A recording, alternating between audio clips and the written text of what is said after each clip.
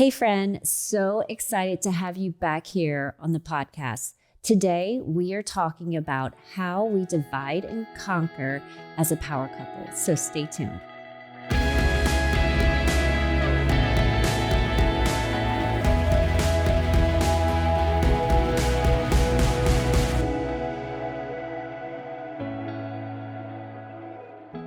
What's up, HP?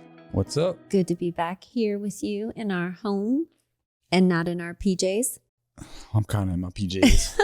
My feet got cold. You beat me to it. I was thinking about keeping my fluffy slippers on. I think I did last time anyway. I got some warm socks on. I know, I do. I love fall fashion.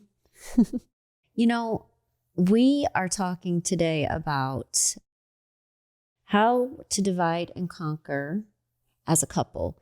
But specifically, I find just kind of based off of our journey and learning how to work together as a couple, more specifically, I think kind of the first step is really comes from owning your own zone, right? Mm-hmm. And I think working together as a couple, there can be a lot of pitfalls, right? It would almost be easier for us to sit here and talk about the things not to do. And then we can wrap it up with. Only there's enough time. There's plenty of time. We would be here for a good bit, right? Well, we don't have it perfected either. So I don't want to lie to people, but we have gone through a lot and we've learned a lot. So it's kind of like with the kids. It's like, hey, you can go get burned by the fire, but we can tell you that that's hot. You probably don't want to do that type of thing, right? Well, I mean, and honestly, like you said, we don't, I think humans shouldn't have to disclaimer they're not perfect. First of all, we're not perfect. I disagree. Right. It shouldn't, but in this world with these phones that are liars, everybody can pose to appear of perfection. Right. And then people get caught up in that thinking, I can't be that. I can't do that. If you only knew. Yeah. If you only knew. But that's why you do a really good job at it. I think we do together is we try and be as vulnerable and as authentic as possible to say, hey, if we can do it, you can do it probably even better. So anyway, I try, but you'd be surprised. There's still some people that would be like, oh, we can't be perfect like you guys. I'm like, hold up. First of all, this is not what we're talking about, but perfection is just your perception of the way you think things should be. Yeah. And it's not actually perfection at all. So it's just a human experience. Yeah. But I thought it was it's just a disclaimer that.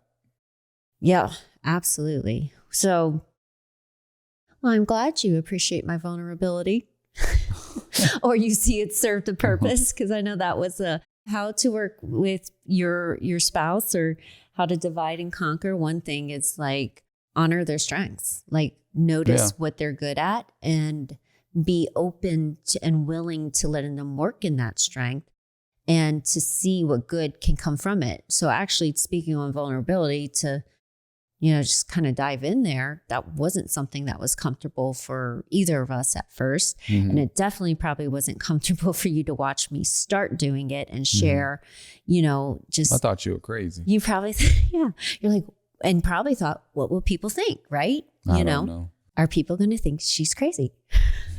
I'm married to a crazy lady. No, I just thought, why?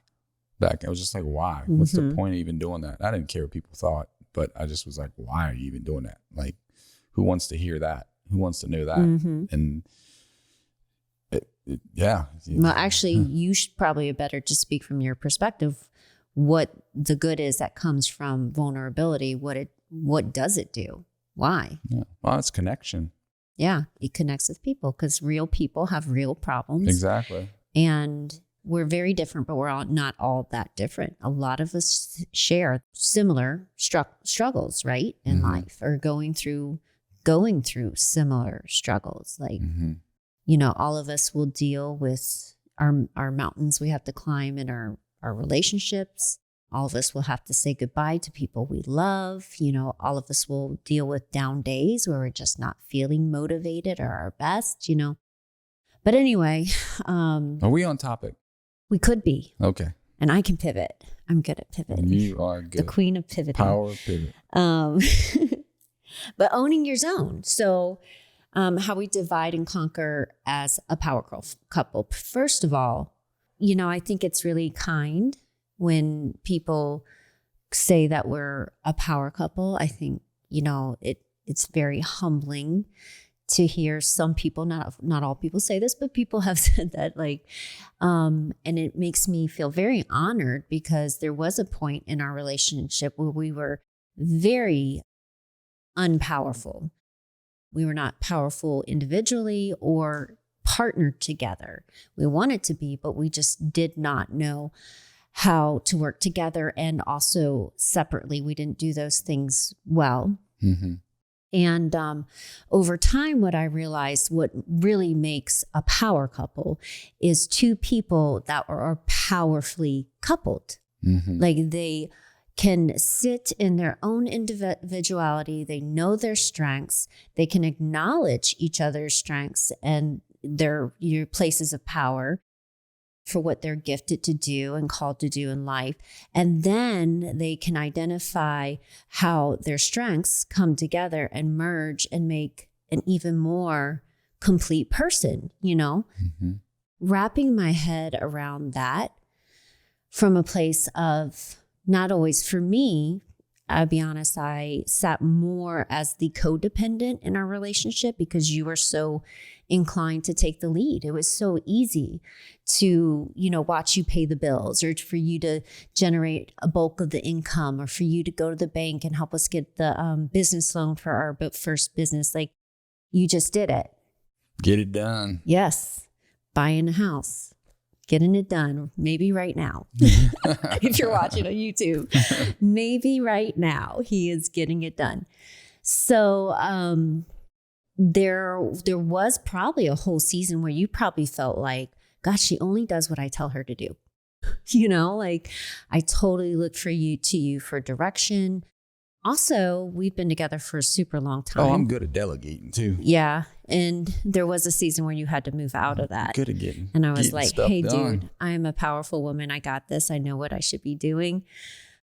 Well, it goes back to scripture too. They talk about equally yoked too. Yes. That's what I'm saying. Everything. It all goes biblically. Well, you act like it's not new. It isn't new, but it might be new to someone. So actually, that was a great wake-up call for me. You had been in the Bible, you were saved, you just became a radically new person in like every aspect of life. But there was this, you had read that scripture for the first time, probably in your entire life. And I remember you really loving it and sharing it with me.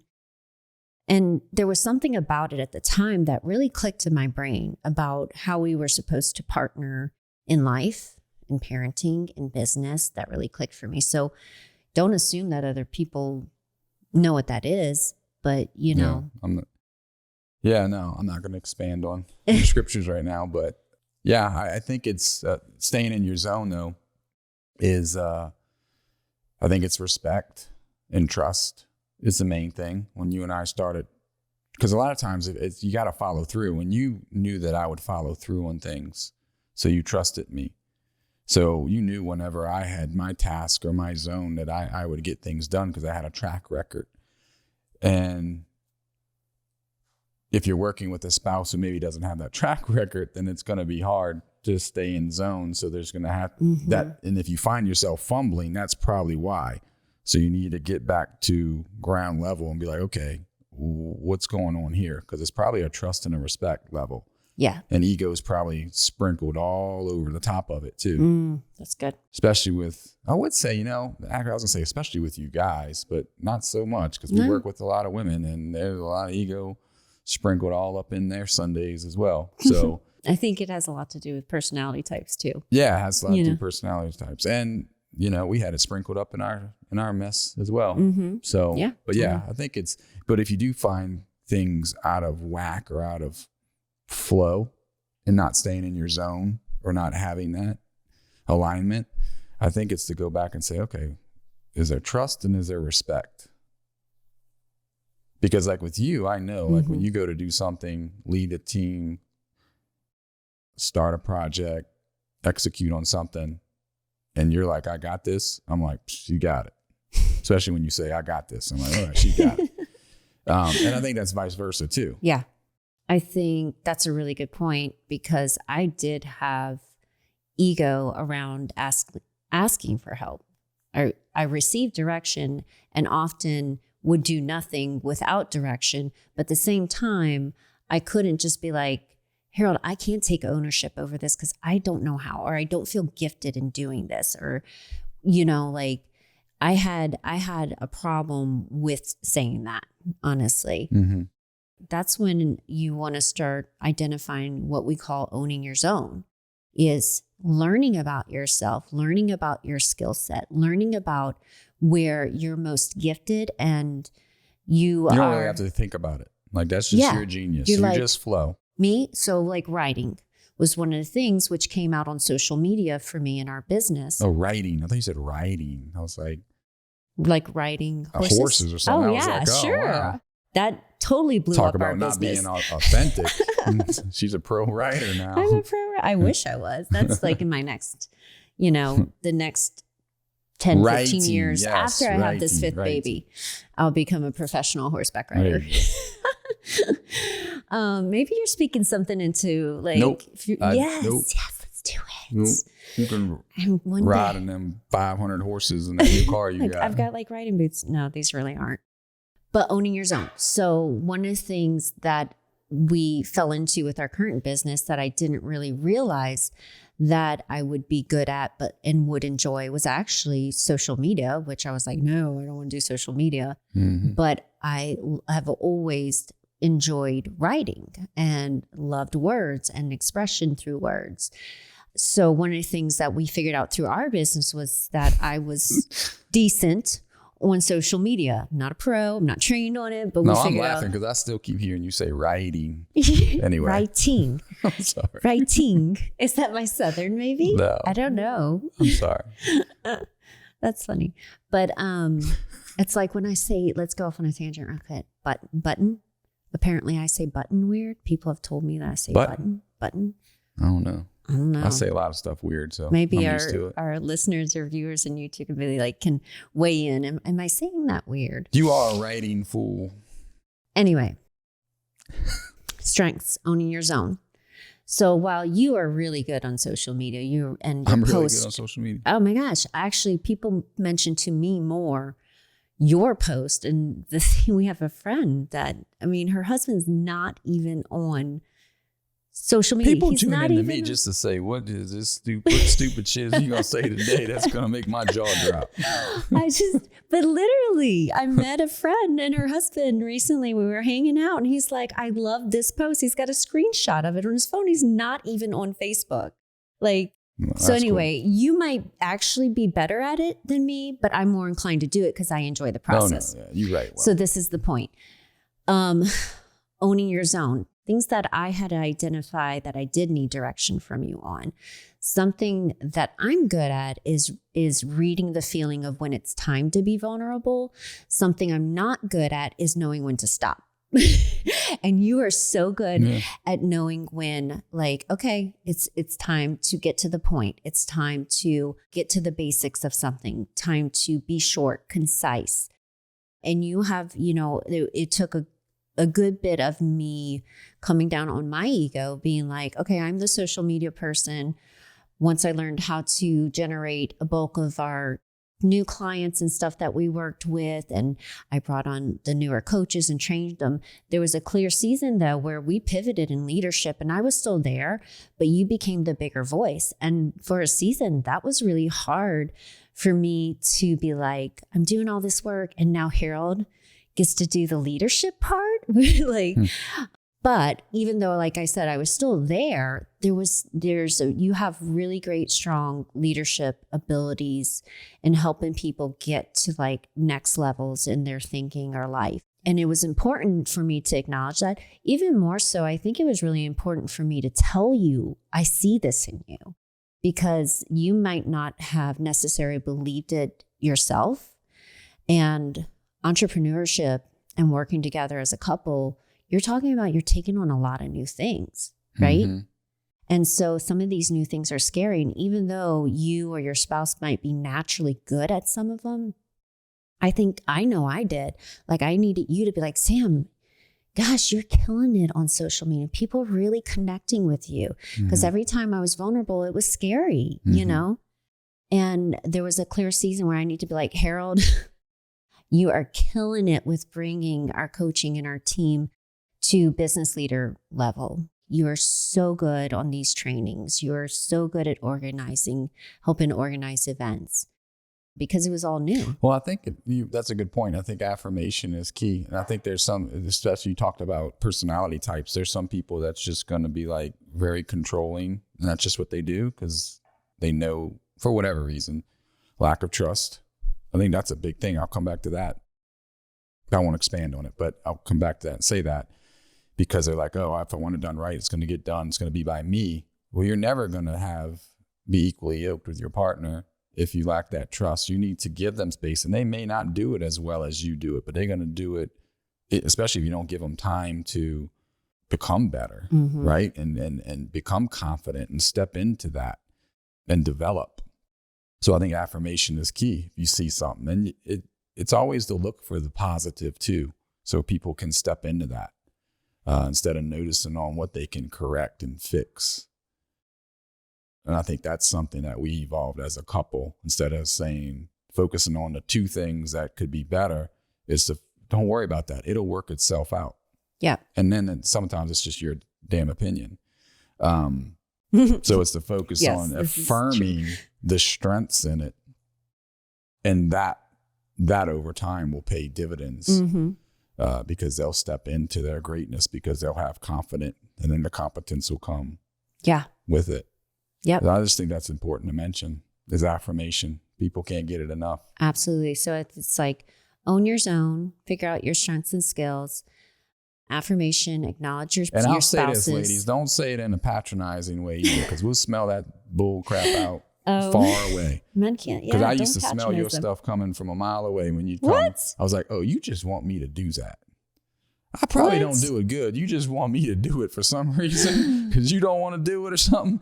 And I'd smell it a mile away. That was so good how you cooked dinner last night. Oh my gosh, that's not true. You actually cook. I think you cook better than me. I'll be jokey. But I do pour that one on thick because I'm like, that man, was Harold, amazing there was how that you one strutted time when you out cooked there a lot. and took that garbage out. I mean, you had a strut and an authority. So cute in those like jeans. just the presence of authority with the way you slung that garbage out to the road.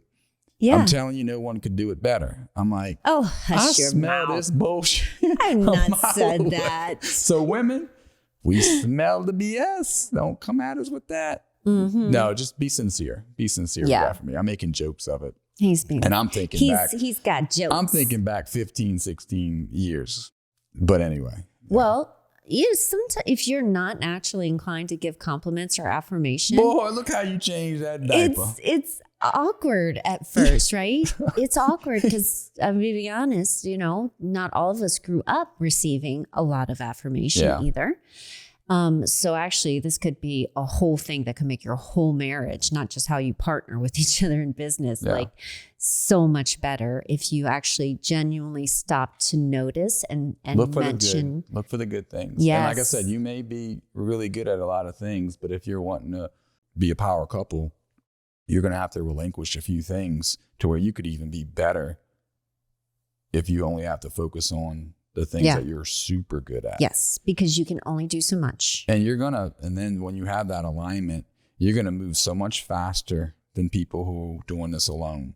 Now, is it necessary? So I don't want people listening and be like, oh, well, there's no way I can't get my dang husband. So there's an excuse and the crutch and the pity party on why you can't move forward. We know a lot of single people. We know people who are married who partners aren't deciding to do the business that they're doing, whatever it may be, and they're killing it. And they're doing it well. Now they have a supportive husband or a supportive wife, or they're single, but it can be done. Sometimes they don't even have a supportive spouse because also, one, they lack belief. Don't expect your spouse to see what you see right away. And they get angry at them because they didn't have the same aha or awakening that you had. Secondly, there could have been lack of trust. There was a whole season where honestly, I had to just get really real with myself that I was a better fire starter than a finisher. And I had to be like, okay, to sit in some of the disappointments you had with me and some of the things that I had started but not finished. And I had to own that, like, that was something that I had to prove it. Like, I had to prove to myself that I was willing to be different, that I was willing to change my sleep routine so I could have more focus and get more on top of my anxiety or whatever things, that I was willing to learn how to use a calendar, that, or to not go to Target every single time after I dropped off the kids and go straight home and get to work. There was so many things that I had to sit in and be real. Like it wasn't that you couldn't see the vision. You couldn't see me doing it because I'd never given you proof that I would, you know? So there's that. And then there's the other thing of like, you're not your spouse's boss. You are not your spouse's boss. And you actually just mentioned it. If you're sitting there and waiting for your spouse to be like, okay, I'm going to own my zone and I'm going to figure out my strengths and we're going to do this at the same time together. Good luck, probably not happening that way. Like, you owning your zone means that you have a wake up call, that you have an awakening and you're like, I'm owning me and I'm going to trust that in the process, I will change so much and I will create so much results that my spouse is going to be so attracted to this, that they're going to be attracted to working with me in life again. I get really passionate about that because it's just so many couples really struggle with that. In fact, Jennifer just said, two of our coaching partners, she said, the best advice you gave me was basically to leave my husband alone when he came home to work the business full time with her. I'm like, leave him alone. Let him come into the business in his own time, figuring out what he wants to do, what he can do, and what his strengths are. And don't you try to tell him what he should be doing. Let him figure it out. Don't shit all over him. Yeah.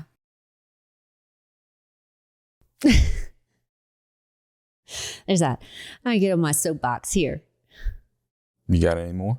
I could really go on this topic. Not on a rant. Not on a rant. I just mean on staying in your zone. And I think some people are like, well, I don't even know what my strengths are to stay in the zone. But I think that's what I'm saying. If you stop and just look at the way you run your household, look at the things that you guys just gravitate on, who does what and how they do it and how seamlessly they do it. That's probably your strength. So then you just move that into the vocation or whatever that you're trying to grow. And you just align it with tasks for that. But you really got to just pause and just look. And that's you and your genius, is how you just seamlessly just go through and operate and execute things in your daily life. Like, you don't even think about it. You're just like, I got this. Like, you don't even have to say, I got this. You got this because you do this and you do it well with minimal effort. Yeah. So I think if people were listening, if you pause and you kind of take a step back and look at your life and how you operate, you'll identify where the strengths are. Absolutely. And in the meantime, it could be a little clunky at first. It could be a little uncomfortable. Sure. And there will be a point in which you might, like when we started presenting a lot, I said, I'm going to do this. And then I didn't give you a role. I didn't say you had to. It's not, I'm going to do this. You can come with me. And then you were like, kind of like, well, do you want me to do this? Like, should we do this together? I'm like, yeah, sure. That would be great. And then we end up presenting together.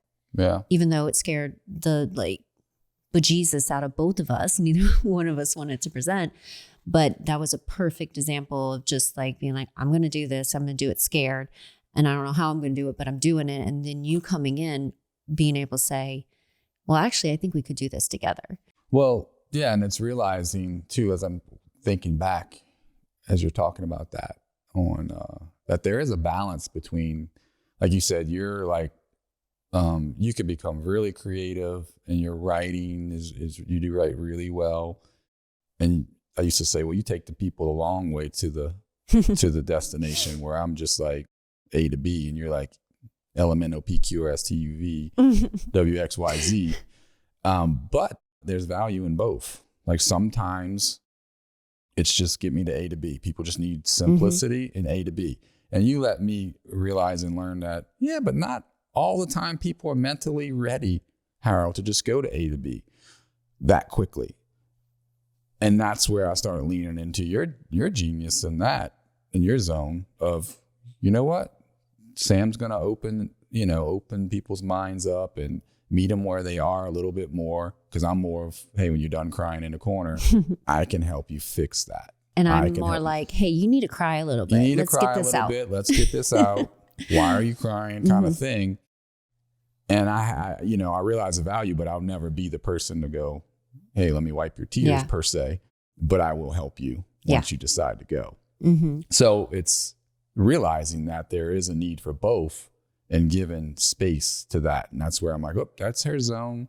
I'm going to take a step back. Okay, we ready to go? I'll take a step forward. So it's appreciating that there's a need for both too. Yep. Well, most couples are probably going to have a somewhat similar dynamic where one is a little more analytical, slightly less emotional. One leads more with emotion and intuition. And actually only like 25% people lead with logic first. 75% of people lead with their emotions first.